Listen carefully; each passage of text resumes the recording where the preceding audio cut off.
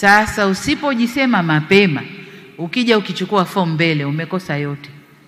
Umekosa fomu, umekosa cheo.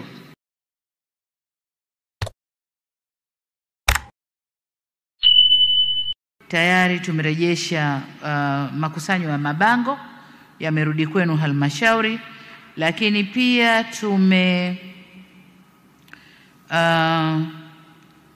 ya halmashauri za serikali za mitaa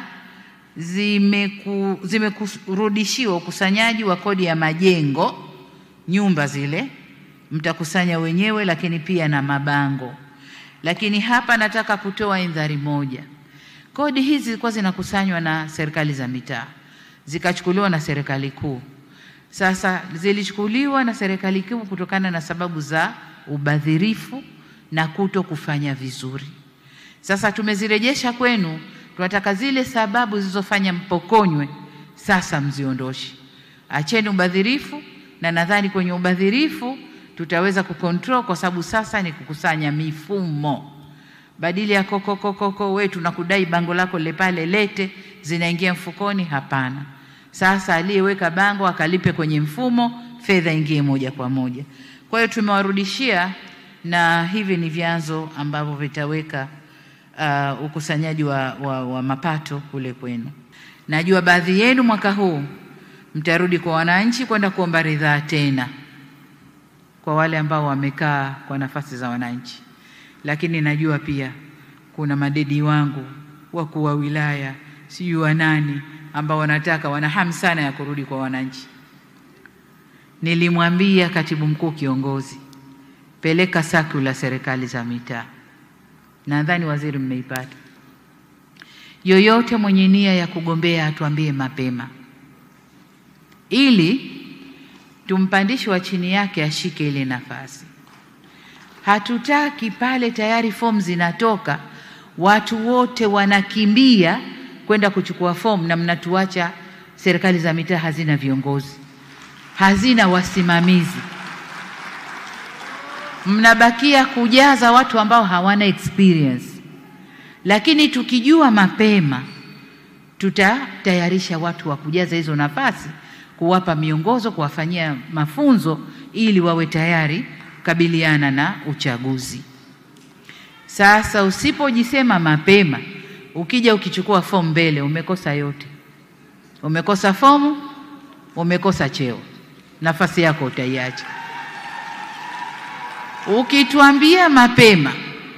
Ukituambia mapema, umekwenda kujaribu, umeshindwa, na wewe ni mzuri, tutakufikiria kurudi. Hukutuambia mapema, umekosa yote my dear. Umekosa yote. Kwa hiyo kajipimeni. Sitaki kuwaficha, kajipimeni. Hatutaki kufanya uchaguzi kwa kubahatisha. Tunataka kufanya uchaguzi tukiwa na watu makini kwenye field. Tukiwa na watu makini kwenye field. Kwa hiyo hilo nimesema ni waibie siri hapa, kama ni siri leo imekuwa dhahiri jamani, ni hiyo. Kwa hiyo wale wanaotaka kuomba ridhaa tena, na watakia kila la kheri, na tuombeeni sote, tuombeane kila la kheri. Kote tunakopita tutembee kwa fahari, kwani kazi imefanyika ndugu zangu.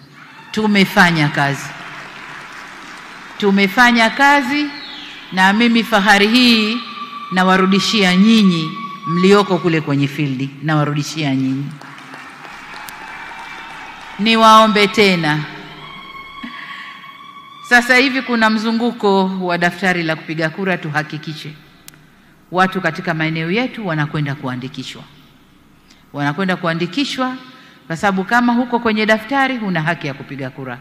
Ili upate haki ya kupiga kura lazima ukaandikishwe kwenye daftari. Kwa tusimamie watu kwenye maeneo yetu, tuhakikishe wanakwenda kuboresha taarifa zao au kujiandikisha ili wapate haki ya kupiga kura.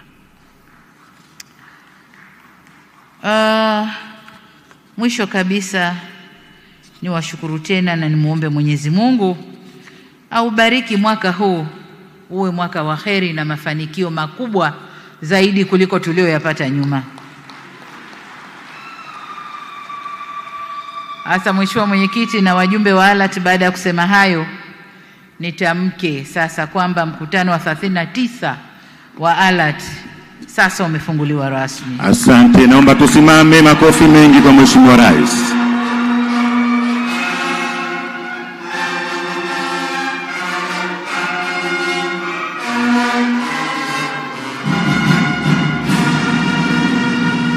Haya, tukae.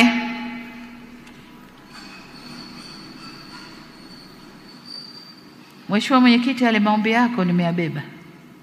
Nimeyabeba. Na nawashukuru sana kwa tuzo mlionipa. Mheshimiwa Mwenyekiti na wajumbe wa ALAT, asanteni sana.